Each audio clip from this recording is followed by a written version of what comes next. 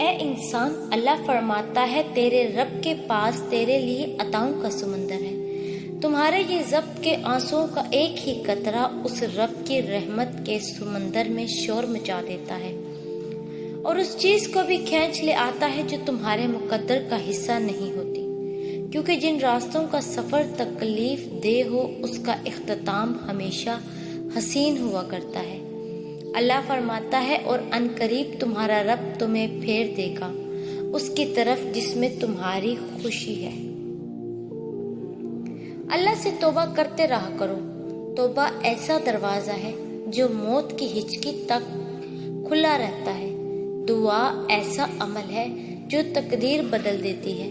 ضمیر ایسا ساتھی ہے جو ہمیشہ حق کی راہ دکھاتا ہے۔ اس لیے توبہ کرتے رہو، دعا مانگتے رہو اور ضمیر کو جھنجھوڑتے رہو۔ نوح کی طرح یقین رکھو اللہ پر۔ بالکل ویسے ہی جب حضرت نوح علیہ السلام کو شکست اپنے سامنے نظر آ رہی تھی، تب انہوں نے اللہ سے مدد کی التجا کی، اور جانتے ہو اللہ نے مدد کیسے بھیجی؟ اللہ نے طوفان بھیج کر نوح علیہ السلام کی مدد کی اور انہیں فتح سے ہمکنار کر دیا۔ اسی طرح ہر مشکل، ہر دکھ تمہاری تباہی بن کر نہیں آتا۔ دعا کو اللہ کی عرش پر جانا۔ سنو، یہ مت سوچو کہ تمہاری دعائیں نہیں سنی جا رہی یا کبھی قبول نہیں ہوں گی، بلکہ جان لو تمہاری دعائیں تو عرش پر جا چکی ہیں۔ اس کی تو بس ایک کن کی بات ہے۔ جب تمہارے حق میں بہتر ہوگا تو اس نے کن کہنا ہے اور فیکون کے معجزے ہو جانے ہیں۔ اللہ نے آپ کے لیے فیصلہ لیا ہے۔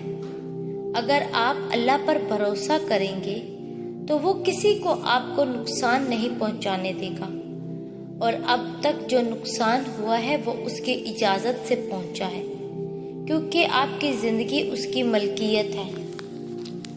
اس نے آپ کی زندگی کے لیے ایک فیصلہ لیا ہے جو شاید آپ کو ناپسند ہو، لیکن وہ درست ہوگا۔ معاملات اللہ پر چھوڑ دیں۔ جن لوگوں نے آپ کو تکلیف دی انہیں معاف نہ کر سکیں تو بھول جائیں۔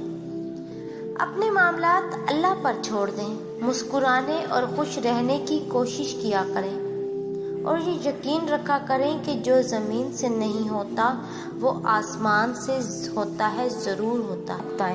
اگر اللہ چاہتا تو پلک جھپکنے سے پہلے آپ کی خواہش پوری کر دیتا۔ اس سے آپ کی امید اور فکر کے آنسو پوشیدہ نہیں۔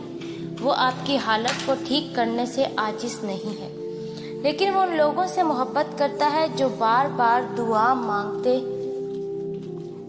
رہتے ہیں۔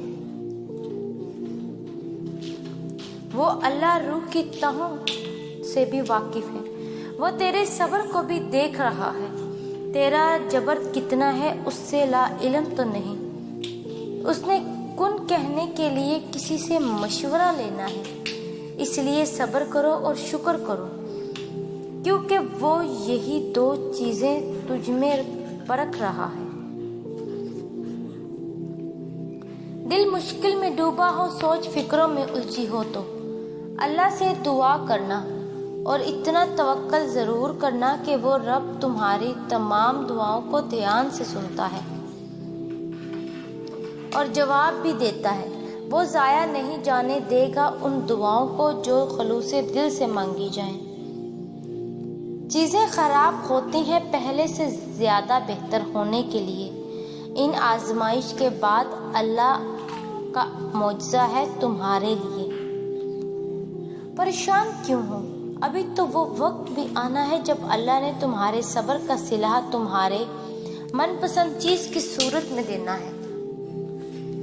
بس تم اپنے پیارے اللہ پر یقین رکھو اور دعائیں مانگتے رہو، کیونکہ اسے اٹھے ہوئے ہاتھوں کی لاج رکھنا آتا ہے۔